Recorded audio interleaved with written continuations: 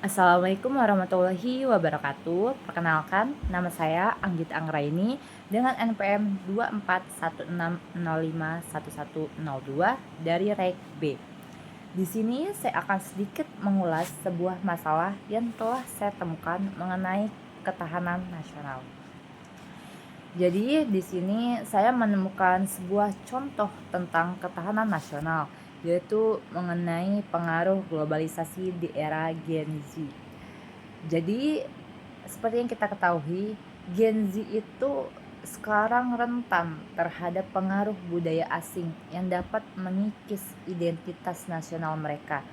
Dan hal ini tentu saja berpotensi mengurangi rasa nasionalisme serta solidaritas mereka terhadap bangsa.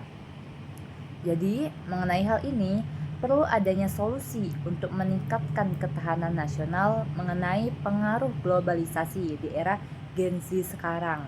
Dan hal-hal yang dapat dilakukan yaitu yang pertama itu ada peningkatan kualitas sumber daya manusia.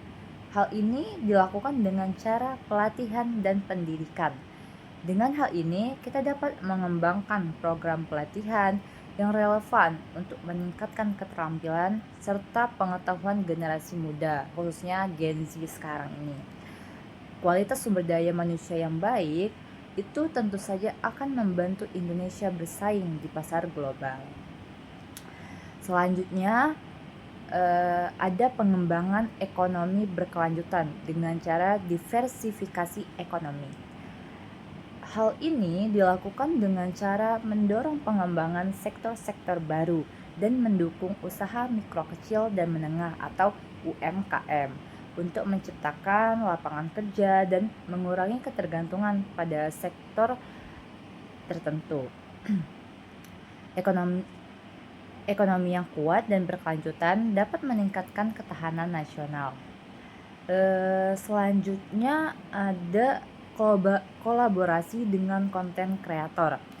Cara ini sebenarnya cukup efektif, sangat efektif mungkin maybe, yaitu dengan cara mengundang influencer atau konten kreator untuk menyebarkan pesan-pesan positif tentang kebangsaan dan ketahanan nasional melalui platform digital yang mereka gunain sehari-hari gitu.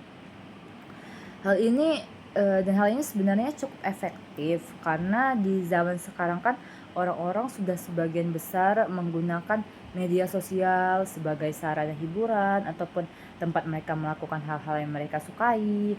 Dan dengan kita menggunakan platform digital yang sangat cepat menyampaikan kabar-kabar atau pesan-pesan pada orang-orang di belahan bumi ini, terutama di Indonesia, hal ini menjadi sebuah solusi yang cukup baik dan solusi yang cukup baik untuk ketahanan nasional di Indonesia ini.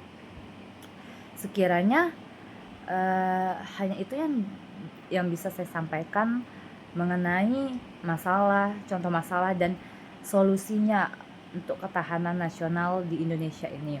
Semoga apa yang saya dapat sampaikan bisa bermanfaat untuk semuanya. Kurang lebihnya saya mohon maaf. Saya akhiri. Wassalamualaikum warahmatullahi wabarakatuh.